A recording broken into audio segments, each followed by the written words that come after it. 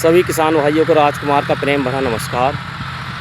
और देखिए किसान भाई ने मंगाई है बाहर से ट्राली, और ये खाद की ट्राली जहाँ डेयरी होती है वहाँ से ख़रीद के लाते हैं।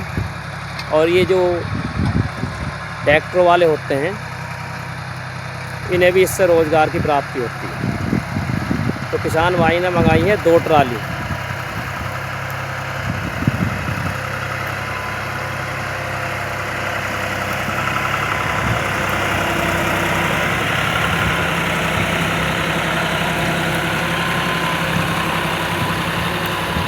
और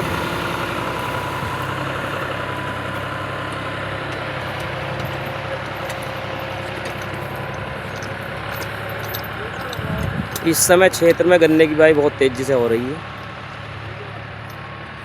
और साथ साथ आप देखिए, जैसे ही हम खाद उतारते हैं तो उसके साथ साथ देखिए पीछे मित्र पक्षी आ गए हैं। जितने भी कीड़े खाद में होंगे उन सबको खा जाएंगे। और ये हमारे मित्र हैं। और किसान के कई मित्र पक्षी गायब हो चुके हैं, जिससे लगातार खेती में कीड़ों की संख्या बढ़ती चली जा रही है। बगले प्रमुख रूप से मित्र कीट का काम करते हैं। ये ट्राली खतों पर से या जहाँ पर बड़ी बड़ी डेयरी होती हैं उससे मोल को खाद खरीदते हैं और किसानों को सप्लाई करते हैं। इनकी खुद की ट्राली होती हैं, खुद की लेबर होती है।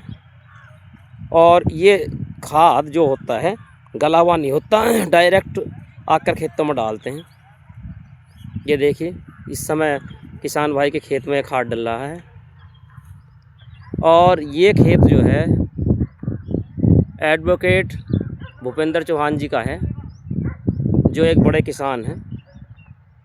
और वो प्रतिवर्ष इस तरह से अपना खाद मंगाते रहते हैं।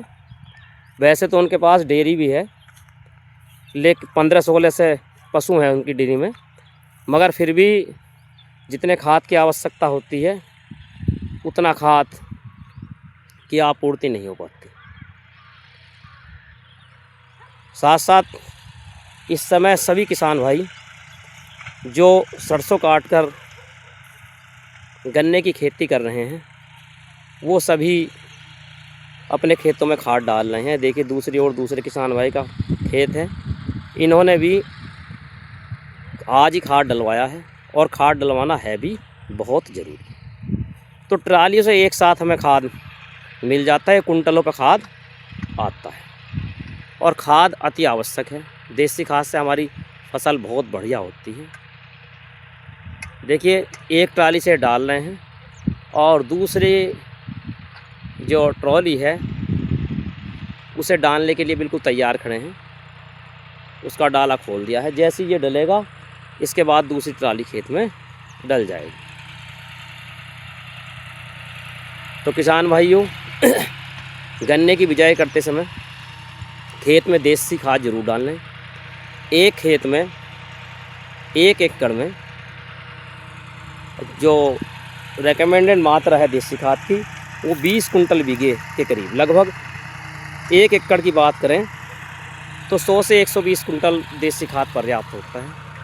ये नमी को बनाए रखता है और लगातार ज़मीन में कार्बन की मात्रा जिससे बढ़ जाती है। यदि भूमि में कार्बन की मात्रा बढ़ेगी तो होगा क्या, ज़मीन में जो कैड़ापन होता है वो समाप्त हो जाएगा और जो हमारा उत्पादन है प्रति बीघा उत्पादन वो ठीक होगा। तो किसान भाई इस समय अपने खेतों में देसी खाद ज़रूर लगाएं।